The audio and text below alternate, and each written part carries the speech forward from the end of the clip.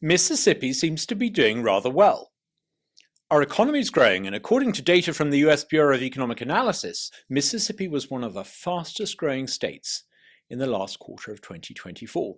Personal incomes are rising faster than inflation. Our state is heading in the right direction because we've got some key policies right. Taxes, notably the state income tax, have been lowered, with eventual income tax elimination in sight. Rules on occupational licensing have been reformed, making our labour market far more flexible. Our state government has, by and large, kept public spending under control, meaning we have a budget surplus.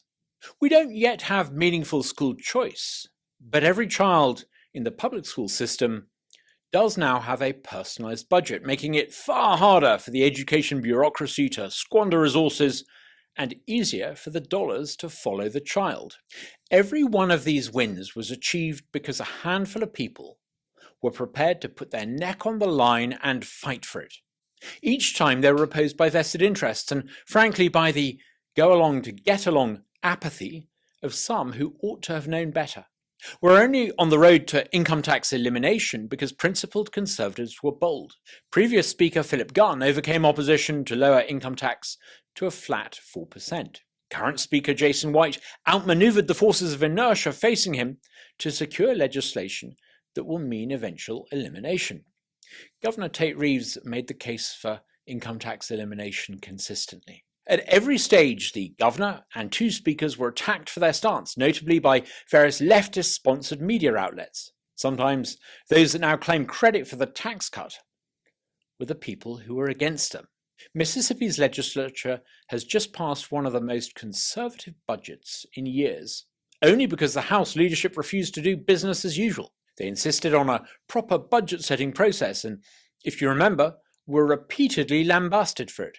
Efforts to ensure every child has a personalised education budget were often fiercely resisted by folk that now claim it was their idea all along.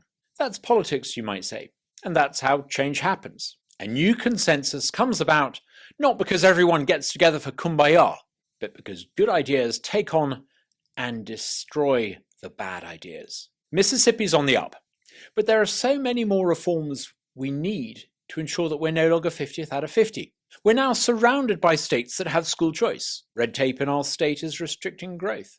Despite an impressive recent improvement, far too many working-age adults in our state aren't working. It's not naive optimism that will deliver school choice or red tape reduction, but robust, unflinching advocacy. It's time to turn up the volume.